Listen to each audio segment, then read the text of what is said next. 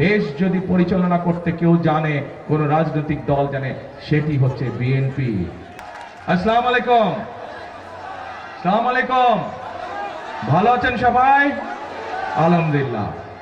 প্রিয় ভাই বোনেরা, আজকে এই জনসভায় আসার পরে আমার কাছে এখন মনে হচ্ছে, এই যে আমি হাবিবকে আজকে ধানের শীষ তুলে দিয়েছি হাতে, আমার মনে হয় সিদ্ধান্তকে আমি সঠিক গ্রহণ করেছি।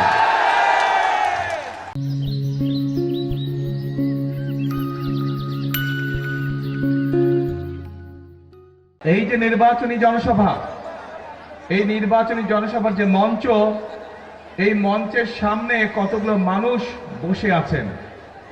এই মানুষগুলোর হাতে, কারো হাতে জনির একটা ছোট্ট প্ল্যাকার্ড, কারো হাতে সুমনের একটি প্ল্যাকার্ড, কারো হাতে জালালের একটি প্ল্যাকার্ড, কারো হাতে আফসারের একটি প্ল্যাকার্ড। এই যে মানুষগুলো এরকম মানুষ আরো আছেন সারা ঢাকা শহরে, সারা বাংলাদেশে। এই যে মানুষগুলো বসে আছেন, যেই নামগুলো আমি বললাম, এই মানুষগুলো আজকে আমাদের মাঝে নেই। কিন্তু এই মানুষগুলো কেন নেই? এই মানুষগুলো এই যে 12 তারিখে নির্বাচনে যে আপনারা ভোট দিতে যাবেন, অর্থাৎ আপনাদের যে রাজনৈতিক অধিকার আপনারা প্রয়োগ করতে যাচ্ছেন, এই অধিকার আদায়ের জন্য এই মানুষগুলোকে শহীদ হতে হয়েছে। এই মানুষগুলো সহ আরো লক্ষ লক্ষ মানুষ অবর্ণনীয় নির্যাতন, অত্যাচার সহ্য করছে, কিন্তু তারা বাংলাদেশের মানুষের অধিকারকে প্রতিষ্ঠিত করেছে। তারা এই দেশ থেকে স্বৈরাচারকে গত 5ই আগস্ট বিদায় করেছে। প্রিয় ভাই বোনেরা, আজ 12 তারিখে বাংলাদেশের মানুষের বহুল প্রত্যাশিত সেই নির্বাচন, যেখানে মানুষ তার ইচ্ছা মতন, তার পছন্দের মতন মানুষদেরকে ভোট দিতে চায়, সেই পরিস্থিতি আজকে তৈরি হয়েছে। এখন প্রিয় ভাই বোনেরা, এই যে এই পরিস্থিতি, এই যে ভোট দেওয়া, এই যে 12 তারিখে যে বিষয়টি, এইটি শুধুমাত্র ভোট দেওয়ার ভিতরে সীমাবদ্ধ রাখলে চলবে না। যেমন আমরা ভোট দেব, বাংলাদেশের মানুষ ভোট দিয়ে তাদের প্রকৃত জনপ্রতিনিধি, প্রকৃত বন্ধুকে বের করে নিয়ে আসবে, নির্বাচিত করবে, নির্ধারিত করবে। ঠিক একইভাবে এই নির্বাচনটি কিন্তু হতে হবে আরেকটি লক্ষ্য। এই নির্বাচনের আরেকটি উদ্দেশ্য থাকবে। কি সেই লক্ষ্য বা কি সেই উদ্দেশ্য? সেই লক্ষ্য বা উদ্দেশ্য হচ্ছে, দেশকে আমাদের পুনর্গঠন করতে হবে। বাংলাদেশকে পুনর্গঠন করতে হবে, নতুন করে তৈরি করতে হবে। আপনারা কি দেশ পুনর্গঠনে আছেন? আমরা কি একসাথে কাজ করে এই দেশকে তৈরি করব? ইনশাআল্লাহ। তাহলে আসুন 12 তারিখে ধানের শীষকে নির্বাচিত করে, 12 তারিখে বাংলাদেশের ধানের শীষের সরকার প্রতিষ্ঠা করে আমরা খেলার মাঠ তৈরি করার কাজে ইনশাআল্লাহ হাত দেব। জনগণের যদি খেলার মাঠ প্রয়োজন হয়, ইনশাআল্লাহ বিএনপি সরকার খেলার মাঠ তৈরি করবে ইনশাআল্লাহ। প্রিয় ভাই বোনেরা, এই এলাকার মানুষের আরেকটি সমস্যার কথা আপনাদের সন্তান হাবিব উল্লেখ করেছে, সেটি হচ্ছে মানুষের চিকিৎসা সুবিধা। এখানে যে হাসপাতালটি আছে, এই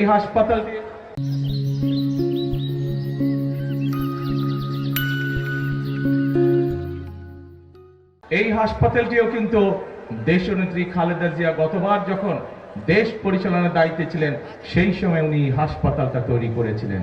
কিন্তু সময়ের সাথে সাথে হাসপাতালের প্রয়োজনীয়তা বেড়েছে, মানুষের সংখ্যা বেড়েছে, কিন্তু গত 16 বছরে আমরা মেগা প্রজেক্ট দেখেছি, কিন্তু জনগণের স্বাস্থ্য সেবার উন্নয়ন আমরা দেখি নাই।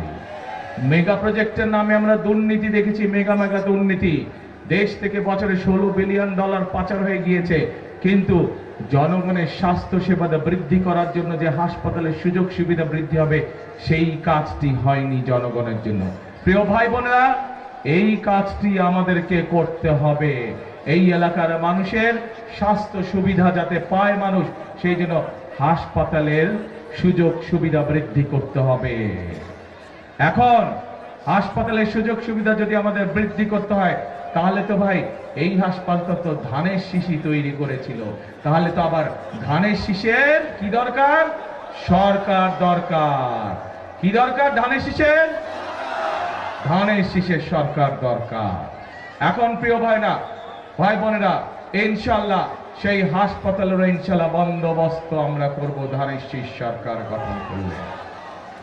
প্রিয় ভাই বোনেরা, আমি আসার সময় দেখেছি রাস্তার কি দুরবস্থা।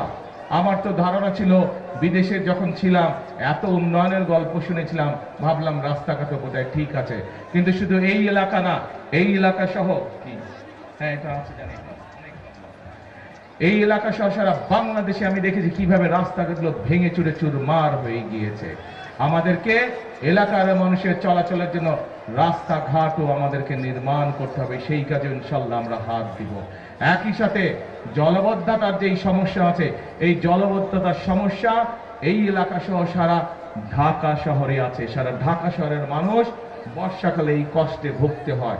ইনশাল্লাহ আপনাদেরকে আমি এতটুকু বলতে পারি, বিএনপি সরকার গঠন করার সাথে সাথে আগামী নির্বাচনে ধানের শীষ সরকার গঠন করার সাথে সাথে দ্রুততার সাথে প্রত্যেক এলাকায় আমরা জলবদ্ধতা সমস্যার সমাধানের কাজে হাত দিব।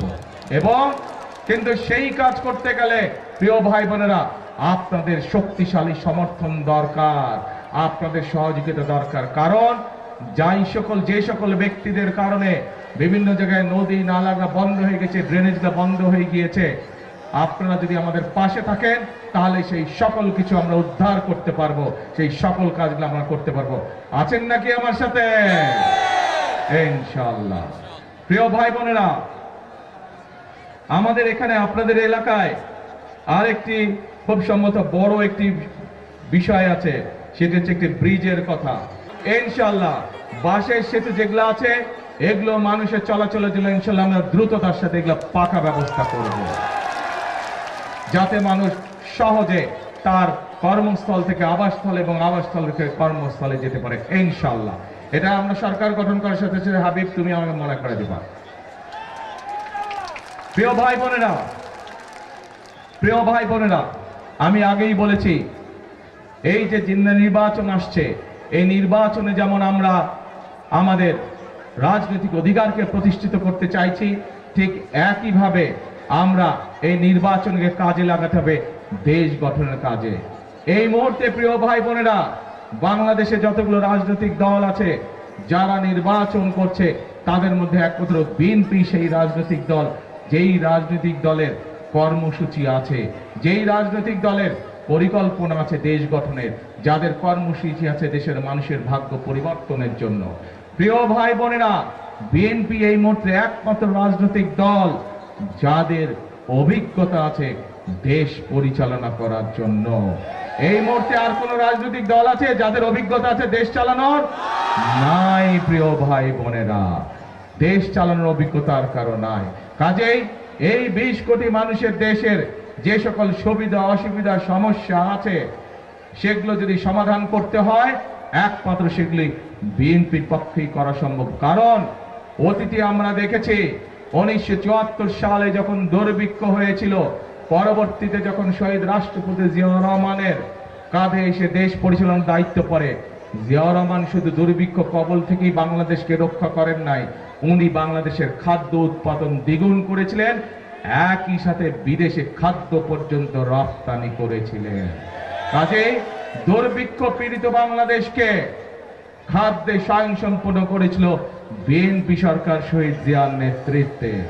প্রিয় ভাই বোনেরা, 90-এর স্বৈরাচারের বিদায়ের পরে যখন দেশে কর্মসংস্থানের সমস্যা, যখন দেশে বিভিন্ন অরাজকতা, সেই সময় দেশনেত্রী খালেদা জিয়া শক্ত হাতে হাল ধরেছিলেন বলে আজকে আমরা দেখেছি যে 90-এর সেই প্রথম খালেদা জিয়ার প্রথম শাসনামলে হাজার হাজার মিল ফ্যাক্টরি হয়েছিল এবং মানুষের কর্মসংস্থানের ব্যবস্থা হয়েছিল।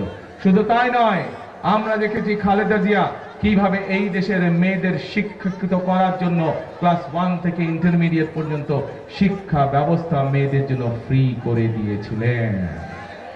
প্রিয় ভাই বোনেরা, এই সকল বিষয় থেকে প্রমাণিত হয় যে দেশ যদি পরিচালনা করতে কেউ জানে, কোন রাজনৈতিক দল জানে, সেটি হচ্ছে বিএনপি। এই ছেলেটি এই এলাকায় সারা জীবন ধরে বড় হয়েছে, এই এলাকার মানুষের পাশে থেকেছে, বিপদে আপদে সকল সময় এই এলাকার মানুষের পাশে দাঁড়িয়েছে।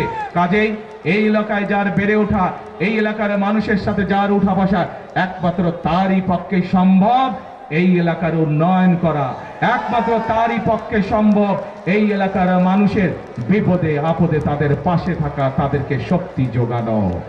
অন্য দেশ যদি তাদের মানুষের ভাগ্যের পরিবর্তন করতে পারে, অন্য দেশ যদি তাদের দেশের ভাগ্যের পরিবর্তন করতে পারে, আমরা কেন তাহলে করতে পারবো না? পারবো আমরা ইনশাআল্লাহ। প্রিয় ভাই বোনরা, আসুন 12 তারিখে নির্বাচন শুধু ভোটের নির্বাচন হবে না, 12 তারিখে নির্বাচন হবে দেশ গঠনের নির্বাচন। 12 তারিখে নির্বাচন হবে মানুষের ভাগ্য পরিবর্তনের নির্বাচন। 12 তারিখে নির্বাচন হবে দেশের ভাগ্য পরিবর্তনের নির্বাচন। সেজন্যই আমি সবসময় একটি কথা বলি, করব কাজ গড়ব দেশ, সবার আগে সবার আগে। কিভাবে বাংলাদেশ করব কাজ? শুনি না জোরে, গড়ব দেশ সবার আগে বাংলাদেশ। প্রিয় ভাই বোনেরা, আসুন আজকের এই নির্বাচনী জনসভার প্রতিজ্ঞা হোক, আজকের এই নির্বাচনী জনসভার শপথ হোক আমাদের, করব কাজ গড়ব দেশ সবার আগে বাংলাদেশ। আল্লাহ হাফেজ। বাংলাদেশ জিন্দাবাদ, বাংলাদেশ জাতীয়তাবাদী দল জিন্দাবাদ। আসসালামু আলাইকুম।